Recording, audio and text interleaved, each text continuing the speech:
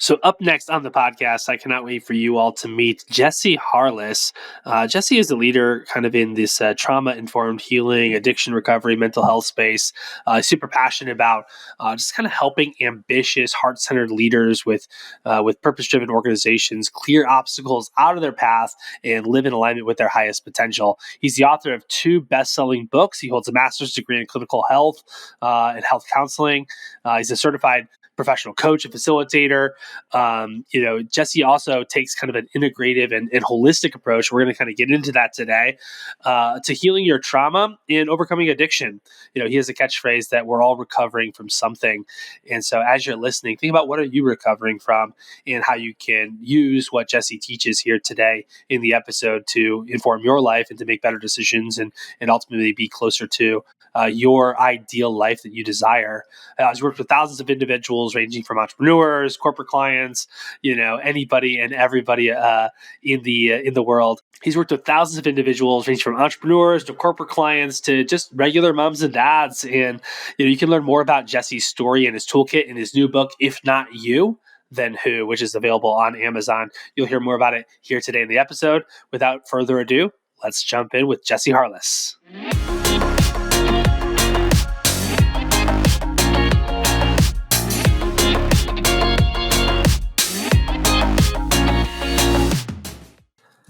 All right, Jesse, welcome to the show, man. Glad you're here. Hey, thanks so much, Andrew. I'm really excited to get into this conversation with you today. Yeah, it's going to be awesome. So, I would love to go in a lot of different directions, but I think as a starting point, Jesse, I would love to kind of actually start with your story, right? Because you talk about addiction recovery, you talk about how we're all recovering from something, and also I know you have an intimate story around addiction, and I think no matter who's listening, either whether it's personally or someone they know, we've all been touched by addiction in some level. So yeah, like, what's your story, man? Like, how did you end up here? And walk me through your own personal journey. Let's kick us off. Yeah, thanks for allowing me to share my story. I mean, at one point, the story was the most important thing I could offer the world, and now I realize like sometimes you need to redefine the story, and I really have, especially in the last few years, in the way I tell the story. And so I would say like today, my story is more of inspiration and more of less grief and pain than it has been even in the recent times. And I share that because for me and like many of my mentors have studied is addiction a lot of times starts with trauma. It starts with trauma, and trauma can be passed down from your grandparents. It can be passed down from your parents, caregivers, all different types. And it was certainly true in my case. So it's, the story that I used to kind of tell myself, which sometimes we tell ourselves stories that are not completely accurate, is the root of all of my trauma came from my dad leaving when I was 4, never returning back. And yeah, that was a big wound, a big father wound, but that's not really was not the root cause of why I chose to start to numb out of my life. And we numb out in all different types of ways. So when I'm speaking of addiction, I'm not saying just of numbing out with uh, you know, crystal meth or cannabis. I'm talking about numbing out with sugar. I'm talking about numbing out with yelling at your kids. I'm talking about numbing out with emotional addictions, which are really, when we get to the emotional addiction, then we get to fear, and then we get to the trauma root and the causal emotions of why this all happened. So a lot of times when people ask me, "Hey, where did it all start? Tell me about it." It did start at home. It started with the dad leaving and picking up my first drug, which was fantasy. And what I mean by that is internet pornography, which today it's just like more rampant than ever. And so, Everywhere. but when I was doing that in 1996, 1997, it looked a little different, but it was still high speed internet pornography. So that's really where I started to numb out of my reality. And then, of course, internet gaming, which now is you can be a professional athlete now with that, which is cool. But at the time for me, that was another way to kind of numb out of my emotions. And so numb out of the pain and the grief that I felt. And so, eventually, high school became a place of just adding to my trauma and grief, which eventually led to me going to a school at college where I was inevitably going to flunk out because when I got there, I really didn't know anything about myself other than I wanted to escape what was going on mm, between my two ears and in my body. And so, that's what happened. I flunked out, and then it didn't take long to, find out. Well, it didn't take long for me to kind of accelerate the pain I was feeling to numb it out. And then my father had passed away around this time after flunking out, and that just accelerated me to really levels of self-destruction and self-violence that I mm. wouldn't wish on anyone. And I know people who are going through this, and these some of these people are entrepreneurs, by the way, and high level in the tech space. I'm not just talking about someone who's down the street who has fentanyl addiction. I'm Absolutely. talking about high level entrepreneurs who are going through this as well. We've lost Mm, some of them recently, some really amazing people in this space due to addiction. So I'm really just speaking to try to speak to everyone when I'm talking about this, because we all have trauma. We all have our own things we battle. And to me, addiction just exists on a scale. To some, it's food is a mm, very addicting thing to people. For others, it's the emotional addiction where you're addicted to, this ability to live in perfectionism, but you never get there. Procrastination is an addiction. So this is what I'm saying. And like, it does and can lead to alcoholism, and it can lead to things that don't serve you. And so, you know, that's kind of once I hit 22 years old is when everything kind of stopped. Meaning, I was arrested and things got real mm, serious, and everything caught up to me. It caught up to me, and I was very blessed in many ways that happened. And it's kind of like we talk about these sacred wounds that we have, and we could talk about them in a positive light or really negative light. And for me, being arrested was the game changing moment for me to start to really understand what is addiction, what is mental health, what is recovery, what does that mean? And I never cared about it because no one ever even talked about it or showed me what that could be. And so I went on my journey of that. And mm. so that's just a long way of saying, that's kind of the backstory at a high level. And then, we can talk about the journey of what would be my version of recovery. Absolutely. I mean, awesome story, man. And I mean, it's so many people's stories on some level. And even if someone hasn't been arrested, I think we can all relate to numbing out in some way, shape, or form, right? And we're all recovering from something, as you like to say. So, what is recovery in your opinion? In what is particular about your recovery model, if you will, like how you see recovery, where you kind of overlap with maybe traditional 12 steps or something like that versus what you do on a regular basis with, your trauma informed approach, kind of share some goods on that a little bit. Yeah, thanks for asking that, because it's an important question, because I did come from a traditional 12-step model. Because when you're arrested and you're in a federal court and they're saying, "Okay, you better not do anything. No alcohol, no drugs, nothing." They're also Yeah. saying, "Here's a therapist we're going to provide you, and here's 12-step meetings you can go to." That's their subscription for recovery. So the prescription for recovery in the court system is 12-step meetings and maybe a therapist that they'll pay for. That's it. So they're not going to pay for any other types of treatment. So it's like, go to these meetings, and that's what I did, and get your paper signed. And I did that for many years, and it was very helpful, and I met amazing, because the power of the 12-step community is the community. And then Mm, when you get into that, you learn about the principles that are inside of the 12 steps. And there's a lot of powerful, universal, ancient wisdom inside of those 12 steps, but it's another tool. So it's not an end all be all. That's a tool. And so I started to work through those. I started to help others through that. I gained a community of people, and I never had that. I never had like true authentic friendships with mm, men. I started mm, gaining that. And then with women, and started to have these deep, intimate relationships. And eventually what happens is it starts to evolve.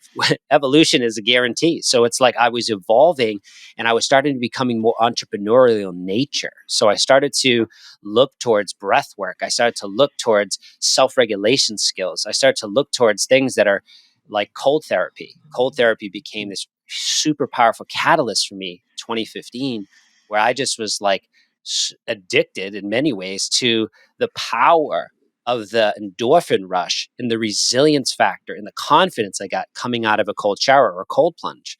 And so these are things that I started to bring in. So when we talk about recovery, it could be 100 different tools we're talking about. 12 steps is one of them. The power of the Mm, community, or some would call it the fellowship, is another one. But these are all vital for societal well-being. Never mind just recovery. Feel like being tribal, having values and mm, principles we live by. Like mm, these are important, I think, for humanity. But yes, in the recovery community, they exist for some and not for all. So I think, for me, as I evolved into this recovery space, we can kind of go into this you know, is finding all these ways to try to reach these deep causal emotions and trauma that I couldn't mm, reach just by sitting in a meeting or by talking to a friend. Like when I started to get into the body, like as they say, the body keeps the score.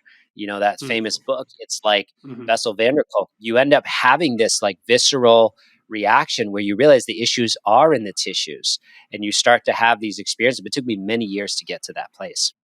Hmm.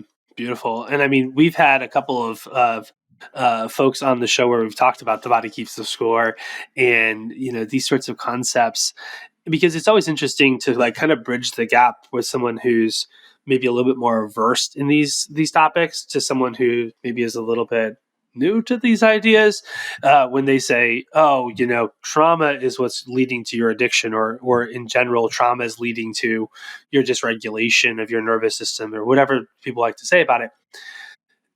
There's always kind of the critic who might say, I didn't have any trauma. I had a great childhood, Jesse. What are you talking about? Um, I know other people who have had tremendous traumas and were sexually abused or physically abused, or, their father left them, or whatever. These big things, moments happened in their lives. But, my life has been great. So what would you say to someone like that who feels like, man, I still find myself in addictive patterns, but maybe I don't identify as having trauma? What would you say to that? Yeah, and that's very common, right? I mean, a lot of people Mhm. in the entrepreneur world and the worlds that I'm in, that's like, well, I never had any trauma. But then when I get to know them and Mm, they start to talk to me, I'm like, brother or sister, that's trauma. Like when they start to share with me that their best friend moved away at 10 or their parents split at 7 and divorced, like this is trauma. mm, You just don't look at it as trauma because the world never gave you a definition of trauma that actually made sense to you. So, in many ways, we no, there's not many. We all have trauma. Like we do. mhm, It's just what is trauma? How do we define trauma? And for some, it's like, no, I just got through that. But how did you really get through it? What defensive coping mechanisms did you use? And then as you get to know someone, you can start to pick them up, and those things are still playing out today. And they actually built a whole business around those. And so that became the catalyst behind their success, is avoiding the pain that they didn't even realize they had because they didn't even know that they had trauma. So I think that that's what I would say to someone is just get curious about yourself. mm, Get curious of why things trigger you. Why do things how come this doesn't affect me but it affects you when I say these things? And that can start to reveal these deeper layers. And I would say, for sure, though, I do believe that we all have trauma passed on from mhm. generations before us. Yeah, I mean that's beautiful. You mentioned something about the 12 steps and having powerful, universal, ancient wisdom. You're talking about trauma being passed on, from generations before us. It seems like in some ways there's a little bit of a metaphysical um, lens. I don't obviously want to put that necessarily on you. I want you to speak to whether you would adopt that concept or not. But like, it feels like maybe you have some spiritual concepts as well that play into this. How does this work, and your spiritual worldview kind of connect the dots and to the here and now and the practical process of healing? Any thoughts on that? Yeah, definitely. Like I've been really graced with incredible mentors and incredible coaches in my life that have helped me in those areas, because Mm, as when you're even if you're not an entrepreneur, coaching is a very beautiful thing.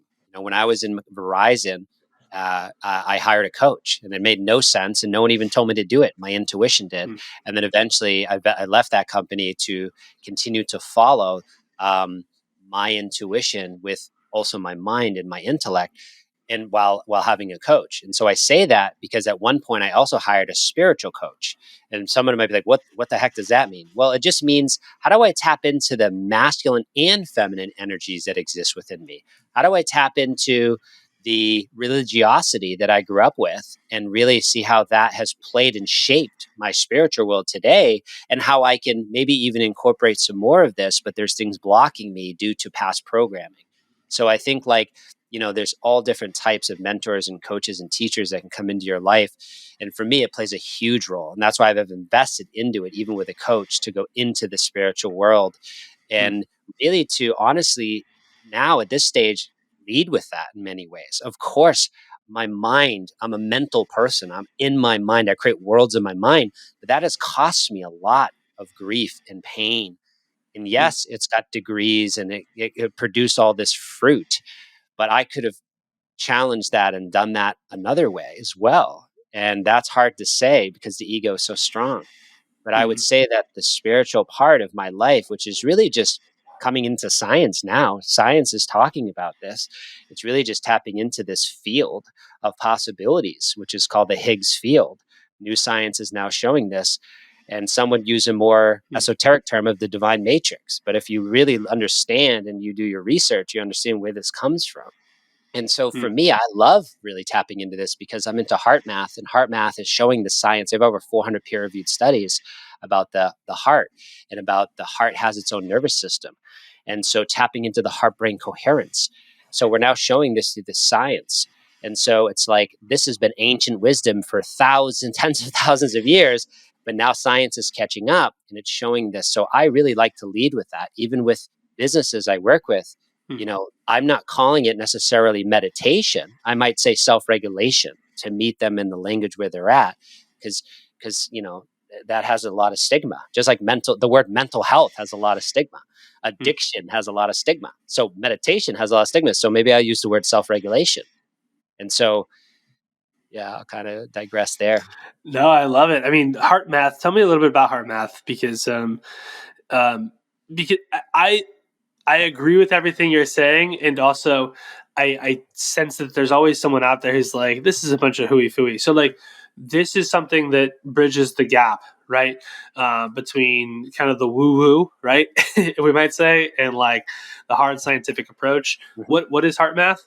Yeah. So, like, what is heart math, right? Like, because I'm in heart math and I've taken some of the trainings, I could say it a few different ways what it is. Like, one of the ways I heard it said, which is really funny, is it's the math of the heart, the math of the heart. So it's really Who would have interesting. thought?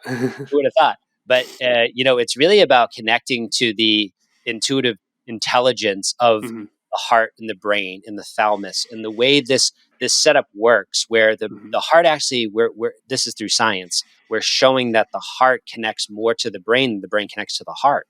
So as mhm, we discover these new ways of tapping into heart intelligence, we start to realize, like, oh my God, these are ways that I can actually reduce stress and anxiety just by getting into personal coherence. And so what is coherence, and that's a big part of heart math, is coherence, and using HRV monitors, which are blowing up now with aura rings and whoop mhm, bands and all these things. But heart math has their own tools too, like the inner balance and the M Wave Pro, and it can monitor the coherence levels, which is really monitoring HRV levels. And so I know I might be saying terms that are jargon to some, but you can look this stuff up. It's really becoming really big at this time. So really, it's about, how do I have harmonious and compassionate care for myself? And I can actually do that by creating personal coherence with myself, which is like an optimal state of the heart, the brain, the emotions, being in harmony and in sync. Well, how do I do that? I can do that with my breathing. And then I mm, can buy one of these sensors and see in real time the data that this is actually happening. And then when I then react to a text message with anger, I can watch my HRV scores change. It's really mhm, interesting. So now we can measure. And so for the skeptics, you can measure to prove it to yourself with these monitors. And, so Heart Math is really just an organization that really started to come around in the 90s with Dr. Childre's work, Dr. Roland McCready, Dr. Deborah Rosman. in their work. And some people would call them esoteric and out there. And that's okay too, because Hmm. we're watching these new science and studies emerge to be like, whoa, we have to kind of take another look at this, I think. Absolutely. I love it, man. And I love the approach, right, of monitoring as well. And I think it's like when you're able to witness, we all know the feeling, right? We know that our nervous system, our breathing is dysregulated when we respond with anger. And it's just putting it all into practice. And it's some sort of way that the brain can wrap its head around. You mentioned intuition a few times. It's one of your specialties, kind of following your intuition. How does that show up in your life? And how can someone get more connected with their intuition, in your opinion? Yeah, I mean that also is a packed word when you say intuition. You know, if I said it to my mom, she thinks it's the devil. But if I say it to someone else, they're like, "Oh yeah, my gut instincts, the way I feel intuitively in my body about something." And a lot of entrepreneurs, like many famous entrepreneurs, talk about intuition and how they trusted their gut before making some of the biggest decisions of their life. And so I think intuition is really just me honoring my body because I'm living in my head most of my life, so my intuition is like this connection to my body. It's connection to my my physical heart, my body. You know, we have adrenal glands, we have all these things that produce serotonin, not just our brain. So we have these other parts of the body that also are systems and endocrine glands that are connected to this other nervous system that the gut has and the heart has. And so to me, intuition, if we're just talking like quote unquote physical body science, like that's what it is, endocrine system and the heart. But the reality is, intuition is like why you make certain decisions and you can't explain it every time because it's like, whoa, that was like, some might call it a out of the blue experience or a synchronicity. And some might even call it a God shot or God wink, whatever you want to call it based on what you've learned to call it. To me, intuition is happening every moment of every day because when I really open my eyes to new awareness, I start to see things I never could see before. So the intuition is me kind of getting out of my head and allowing it to just like, oh, what's going on here in my body? Intuition is, to me, it's connected to the heart brain coherence Mm. as well. I love it, and I think one of my favorite thought leaders is John Vervaeke. For the listeners, if you haven't checked out "Awakening from the Meaning Crisis," he has some really good stuff on intuition that I would encourage people to check out. He's a professor at the University of Toronto, and I mean, it sounds like what you're talking about is this flow state, right? Like Mhm. really, like leaning in, listening, not just with your ears, not just to the voice inside your head, but like listening with your entire body, and then asking, like, what does this moment need from me? And then responding, right? Responding accordingly. Um, whether that's your intuition, your conscience, divine intervention, however you want to call it. I think that's beautiful. Um, Walk me through, like, one of the things you mentioned is like resilience. You even have a book about breaking through your comfort zone using the power of cold therapy.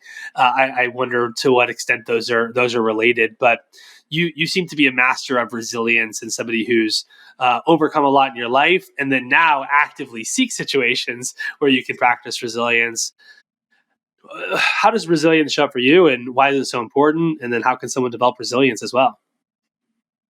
Yeah, I mean, resilience, I think, is in many ways the cornerstone of people who come through mental health and addiction recovery challenges. I think Mm-hmm. resilience is a strength that you'll see the most in people that come through that. And it's not just addiction recovery mental health. It's so many other things. It's the stigma, it's the racism and prejudice and the challenges that people face that I don't face because of the color of my skin, but they face it. So it's the resilience of really rising up from all of these challenges that happen to you and using the resilience to be a catalyst for change for yourself and then service to others. And resilience to me, when I'm out of my comfort zone, that's where all of my growth lies for the most part. Yeah, sometimes I can be in a yin state and I'm in this like, calming state. But for the most part, where my biggest growth comes is when I'm in this fiery, masculine, out of my comfort zone state and I'm in the unknown. And that takes resilience when I'm in that place. And resilience isn't just like this masculine energy. Resilience is also your intuition. You can resilient heart and mind. Mm-hmm. And so that's a big part of heart mass work too, is talking about the resilient heart.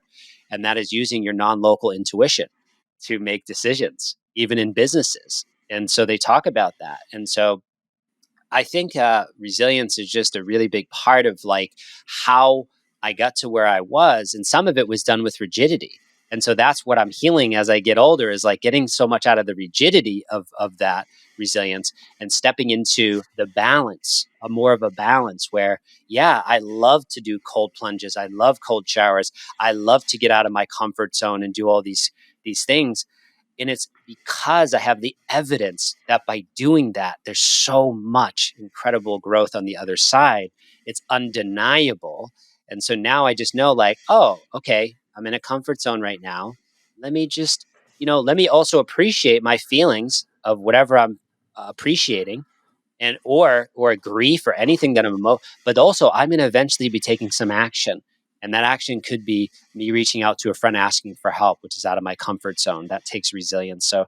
resilience to me is just a really powerful strength that is both masculine and feminine.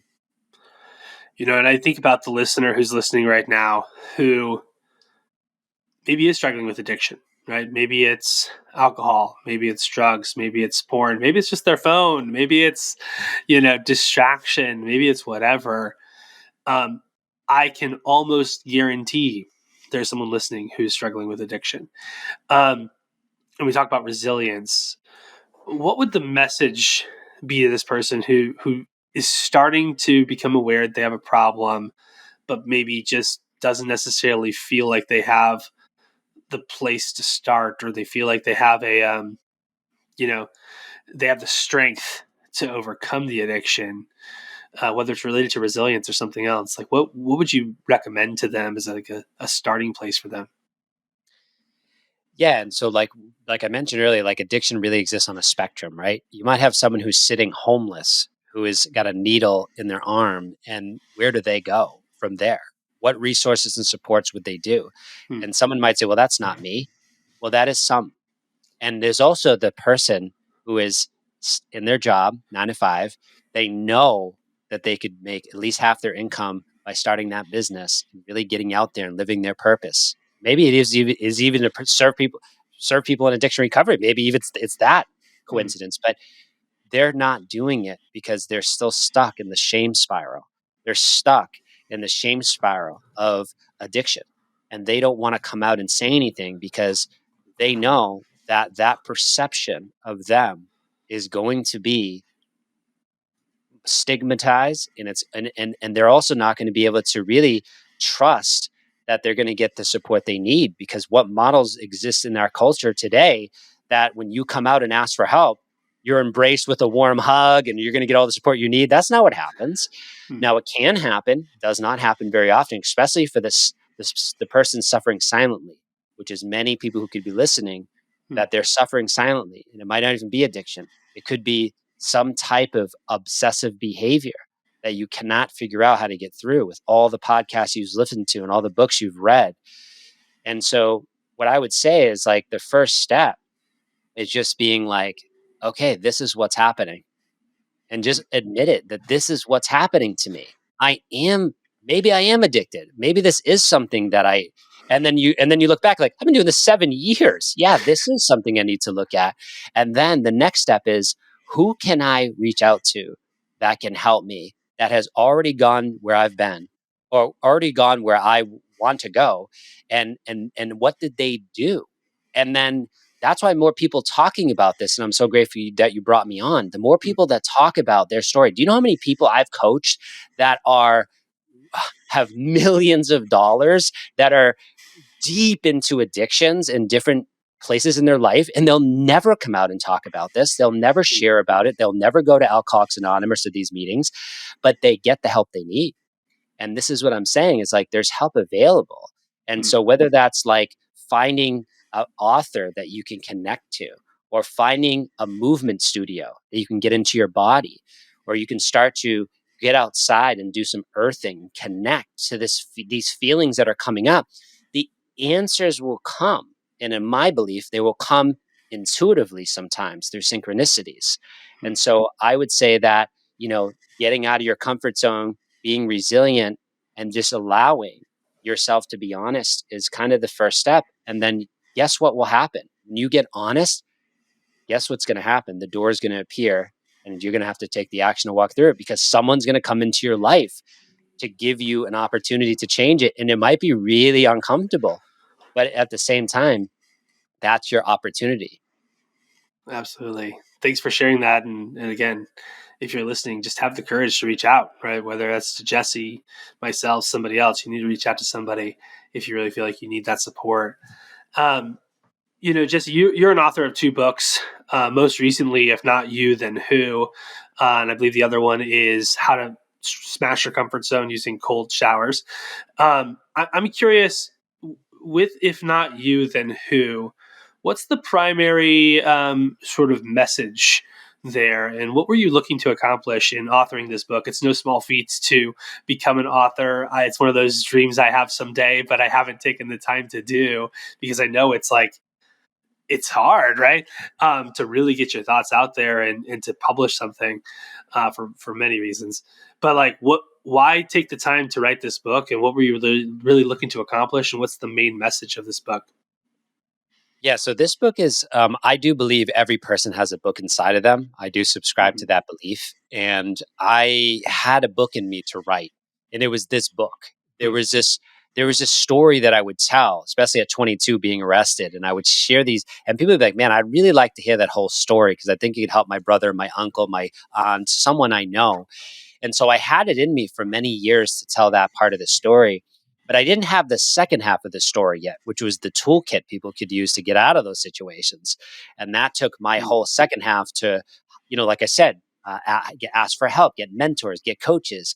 And and that's how the second half of the book really get written. The first half of the book is my story. It's just told most authentically as I can, all of it, the arrests, the traumas, all of it. And then the whole second half of the book is a toolkit.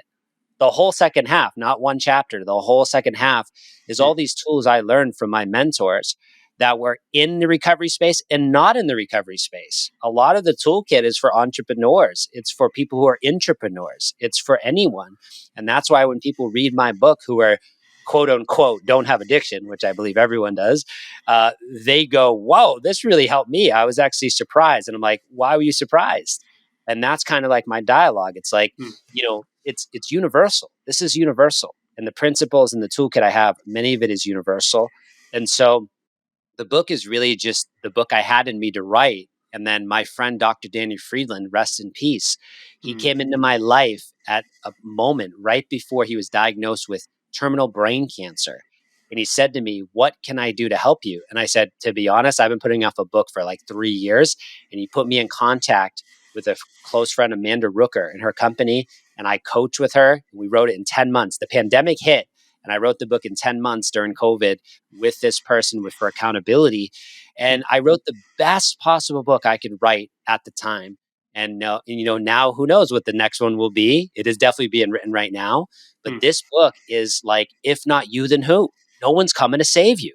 It's you. You have to go out and open the door. You have to go out and ask for help. It's you. And so you have to be the one to come up with new solutions for the pandemic, for the epidemic of addiction, for all of it. It's you. And that's kind of the point of my book. No one, and that's what I realized. I was waiting for others to like come and help people and solve the fentanyl crisis. And it's like, oh my God, no, it's literally me. Like I have to be entrepreneurial about this. And that's kind of the second half of the book is about that. That's amazing, and what a great message, right? If not you, then who? And no one's coming to save you. And how often are we just, you know, I think especially these days, kind of stuck in this perpetual adolescence, as a society, where you know there's just a bunch of 35-year-old 15-year-olds, getting out there, 45-year-old 15-year-olds or 55 15-year-olds, and we just never grew up, right? And it's like we have to, if we want to make any sort of change in the world, which obviously if you're listening to this show, you have that sort of drive in you. And if you're on this show, Jesse, you have that drive in you. We have to be the ones who step up. So thank you for that. Walk me through, some of the work that it's kind of a cool story of how we met, right? Because we had an opportunity to interact, fairly briefly. It was like a weekend event with John Berghoff, and I remember having a great time and learning so much. I know you're integrally, kind of connected with him in that community. Um, And also, I remember you just getting started at that moment, and I was like, "This guy's got something." Like, I really like him. I'm rooting for him. And then to watch you over the last several years, take ideas and turn them into businesses, take ideas and turn them into success stories, has been really cool to watch. And also, I don't even know half the story, so fill me in on like what are some of the successes that you've experienced? I know you work with eye care. I know you work with the state of Georgia. Obviously you're a published author. So like talk to us about entrepreneurship and how this all you kind of bridge the gap into that. Yeah, so you definitely met me at a time in the early part of the journey where I had just Mm, left my job and I was trying to figure things out. And you know, the name of my business is Entrepreneurs in Recovery. So mm, like when people hear that word recovery, I think in the beginning they were kind of like, "Well, I'm not in recovery." But now as they get to know me, they're like, "Oh, damn, I am in recovery. I'm in recovery from workaholism. I'm in recovery from just being stuck in perfectionism." And that company name that I chose, it's becoming more fitting as time comes on. But mm, when you met me, I was still trying to figure things out, and I was doing a lot of work directly at sober living homes and addiction treatment centers and mental health centers and drug courts, and that turned out to be fruitful because that laid a foundation with an audience that really was suffering, and if to be able to bring it to that audience first and then eventually get to businesses and whole systems, it was really, really fruitful to be able to meet mm, and create psychological safety for all groups, whether it was someone just starting out or someone who is a C-level exec or an entrepreneur. So that journey, which you mentioned, John Berghoff and his company Exchange, I learned the fundamentals that I needed to be an effective guide and facilitator through what I learned through Exchange to be able to take my own content and deliver it way more effectively with managing energy in a room, by learning these principles. And so I really got to put that into effect right before COVID hit with the state of Georgia when mm, they asked me to come in to work with their RCO network, which is a recovery community organization network, which covers the state of Georgia and the Georgia Council on Substance Abuse. And I got to come in and facilitate an event with the whole state. And then they asked me to come in before COVID hit and work with them in like 12 live events, to bring their whole system through mm, system level change. Let's talk about our vision. Let's talk about our mission. Let's talk about our mm. goals and how we can unify. They brought me in to do that work, and COVID hit. So I had to do the whole thing online through Zoom, and it worked Nice. fantastic, which created a whole new business for me. And so it was really a blessing in disguise. So that work has turned into me working with now, you know, um, very large companies, larger systems of, let's say, like drug courts, larger drug Mm, courts, opportunities, so government contracts, and then eye care. And eye care is the International Center for Addiction Recovery Education. What does that mean? They work with companies. I designed a training called Certified Facilitator in Addiction Awareness, which is for companies. mm, So these are facilitators that I'm training that go into companies and they present lunch and learns and awareness of addiction and recovery so that they're not just relying on employee assistance programs. They know exactly where they can go outside of those networks. And so it's really rewarding work. And so working with these different entities has been really fruitful. The work that iCare is doing, my model for addiction recovery, my vision for addiction recovery in the future is every single individual on this, well, in the United States first, will be able to have a recovery coach if they want it covered by insurance. And they are really pioneering this model that could be happening next year. So mm. I'm really excited to be involved in that and to fulfill that mission. That's so huge, man. And I mean, that's when we think about having a recovery coach available, right, covered by insurance. I mean, versus the existing model, wait till someone screws up royally and then give them a court assigned therapist and tell them to go to a free 12-step program. Um, Nothing against the 12-step program or therapy, but this just feels like, a very, definitely a big step in the right direction. And it also feels like, um, it's a proactive model, right? So when we think about like how many people actually need this who aren't getting it because they don't the pride, of course, right, the ego, but also just because they don't know where to turn, right? And so I mean, why take this mission on, and try to play that big. What's this really about for you, and what's the mission behind it all?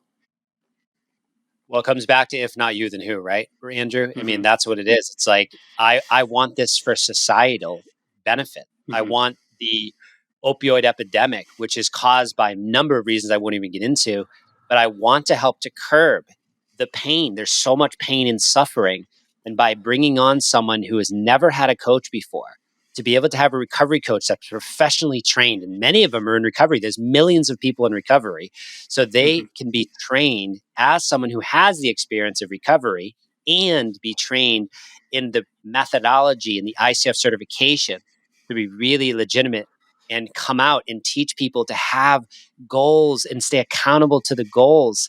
I mean, that's very different than therapy. That's very Hmm. different than the models we have. So I personally had a coach since 2015, and I have coached many people in and out of, chronic addiction. And to think that that is possible, which it is and could happen by next year, is Hmm. beyond bliss for me because I've been in this space for 17 years in my whole life because my family has been devastated by addiction. So it's really my whole life's journey to see that every person gets an addiction recovery coach who's professionally trained, just like when you have diabetes, you can get a coach, and to have that same model for addiction, it just makes logical sense. And Hmm. to see what it's done for my life, I'm like, I meet gentlemen and women all the time who come to me and they say, what can I do to get started? What? And I'm like, I can give them the puzzle pieces. Who's going to keep them accountable? I can't coach all these people. And we can Right. easily scale this quickly. So, it's an entrepreneurial endeavor and it's a big purpose driven mission and it's Hmm. happening. It's amazing. Yeah, if you're listening and you feel like you're inspired by this, want to get involved, definitely reach out to Jesse. I'm sure you can find him on social as he gives you his handles and such. Because I could also just see people wanting to support you, right? Listening. Some people might need support, and then I also could see some people wanting to partner with you or support you as they're listening. I know you do a Please. lot of like health and yeah, of course. A lot of people you work with a lot of like health and wellness programs, right? For major companies and such. What does that even look like, and how does it tie into recovery? How does that kind of manifest in real terms? Well, like when I was working for Verizon, very big company, 27,000 plus employees, I was in recovery. I was recovering from my mental challenge, my mental illness challenges. I was recovering from trauma. I was recovering from addiction. And I wasn't even in long-term recovery, but I would talk to Verizon about, hey, what are you providing for people who reach out for help? And they're like, EAP, EAP, EAP. It would never be anything but like go to the EAP, which is Blue Cross and Blue Shield. That wasn't a solution internally. So Hmm. I think ask me the question again because I like literally just got into It's a just like whole. what sort of health and wellness programs for major Yeah. Okay, companies? thank you. What does that even look like? Yeah. Yeah. So that's where it started for me. I was at Verizon about 14 years. So it really started this drive to Hmm. be like, why isn't there more offerings inside the company with this stuff? And so I ended up as I learned the way to facilitate this technology of facilitation, and then my thirst and hunger for, the buzzwords now is biohacking, but really just Hmm. to learn how I can live optimally. Like, how can I feel these blissful peak experiences just by breath work or cold showers or earthing or all these things that I do, or even optimal eating. And so, or Hmm. fasting or intermittent fasting, all these things. And so I was like, man, I would love to come back into companies and teach this just like I wanted to do with Verizon. And eventually I got the opportunity to do it in Kansas City with this company. It's about $40 million company. They brought me in to do a Hmm. resilience training for 2 hours. And not only did I get paid and they flew me out there, which was a big moment for me in my business. I think it was in 2018, 2019.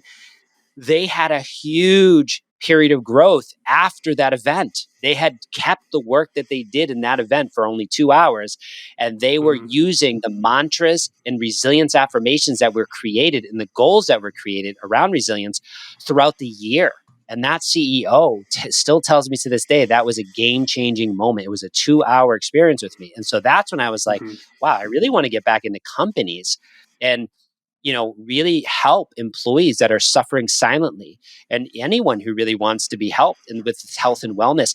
And guess what happened? COVID hit and that changed the game, and mental health has become more of a conversation. So I was just in the right position to now, Hmm. and I won't name these companies, but when I start to work with them in time, when I can, I'll tell you these, but these are companies people know that are bringing me in to design health and wellness workshops.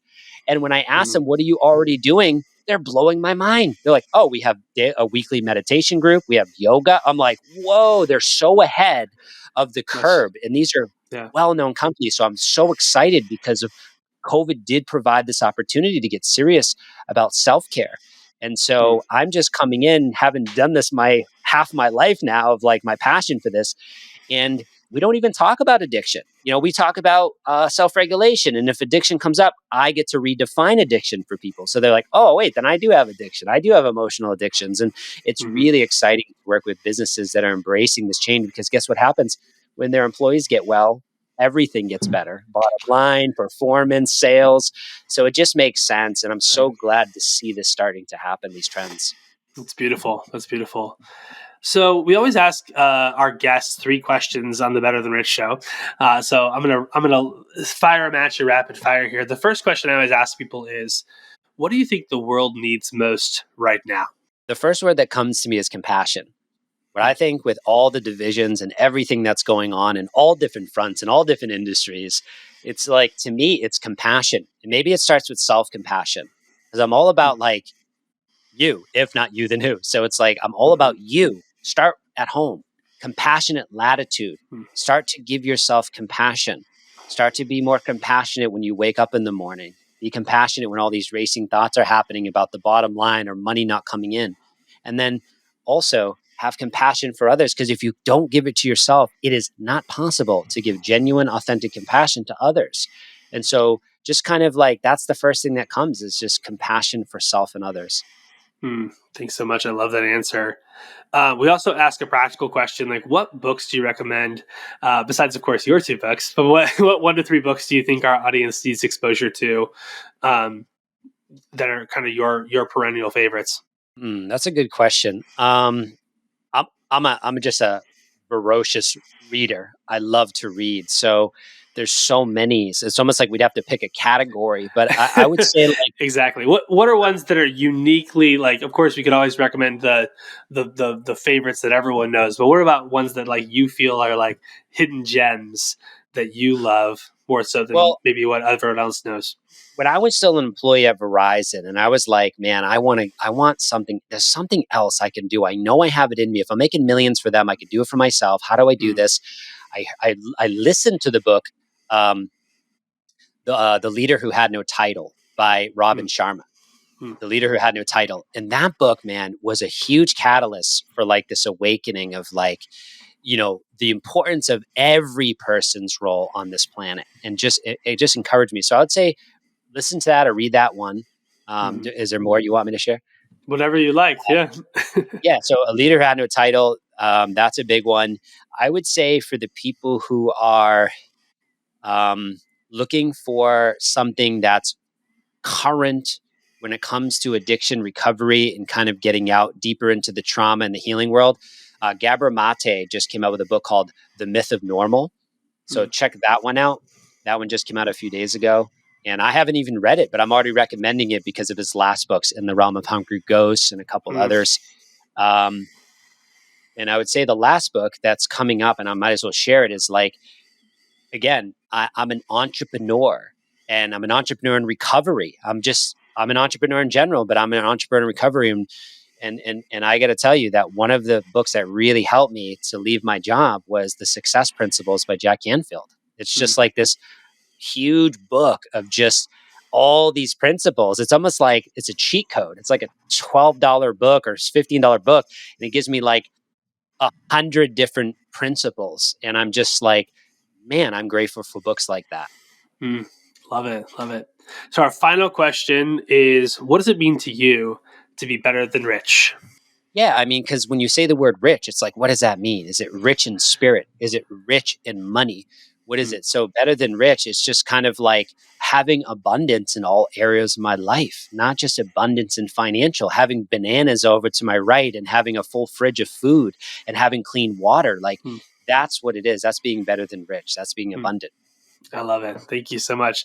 Hey, how can people learn more, Jesse, if they want to learn more about what you're up to, engage with you, reach out to you, connect with you? Where can they learn more about you and what you're up to? Yeah, they can reach out to me through Instagram. Jesse Harless 222 is my handle. And Love it.